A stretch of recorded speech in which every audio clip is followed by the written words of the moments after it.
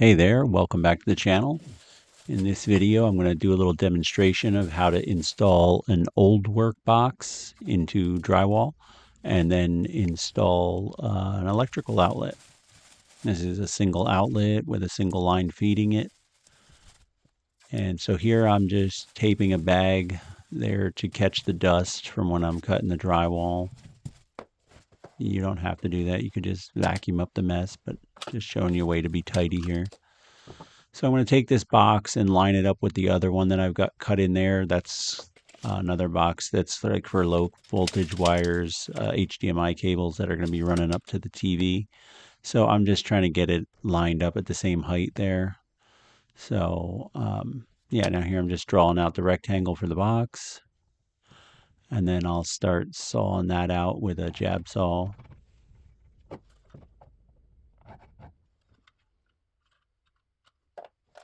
And you'll see here, I start to cut the top line, and then I will grab a hold of my utility knife and just score the other three lines just to show you it cuts a little neater if you score it first. If you're doing something where you need to be a little neater. This application, it doesn't really matter because the electrical outlet, the cover plate, I should say, is going to cover all that. But I was just doing it for demonstration purposes there.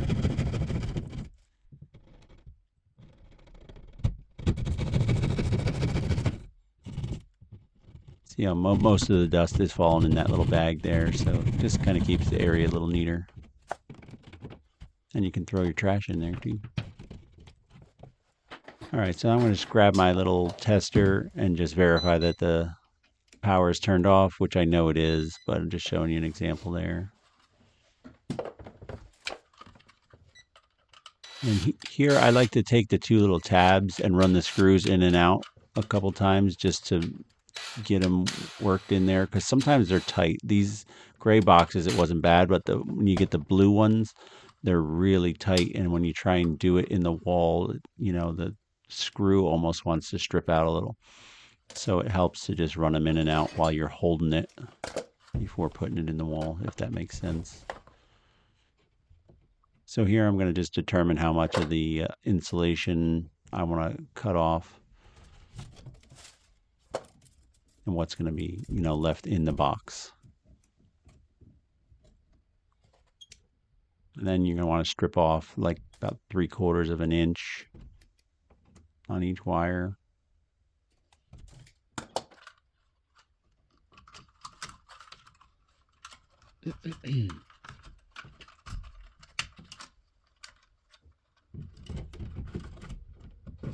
And you'll see here I kind of run the screws in with the drill, but stop short of tightening it all the way, just because you don't want to overdo it and strip out those little tabs, because it is just plastic.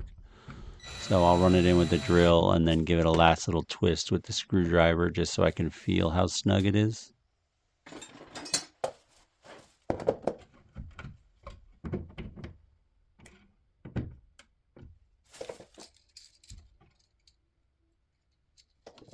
So here I'm showing you can break off those tabs on the outlet.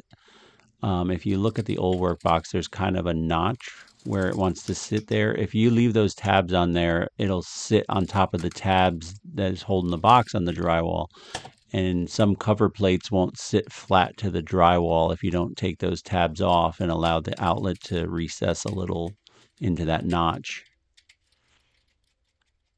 And here I always, if there's only one wire feeding to the outlet, I'll tighten down the other screw that's not going to be used. I don't like to leave them loose.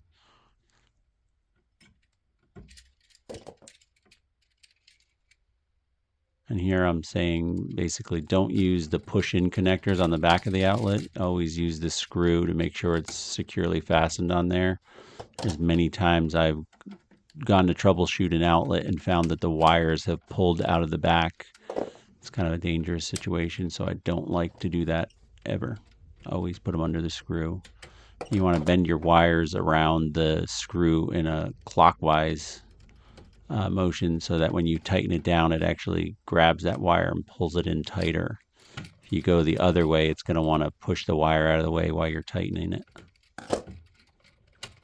And then The hot side is going to be the brass looking screw. It's the brighter screw.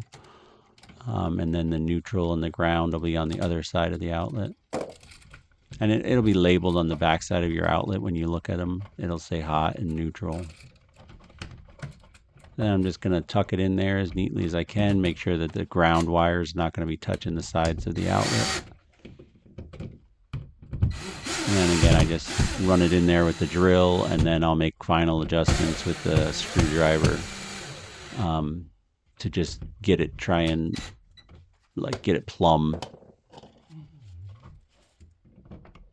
And on this one, I think I needed to move the box over a little bit. Yeah. Just eyeballing it. This is going to be behind an entertainment center, so it's not a spot where it would need to be perfect, but just good practice to get it perfect is as much as you can.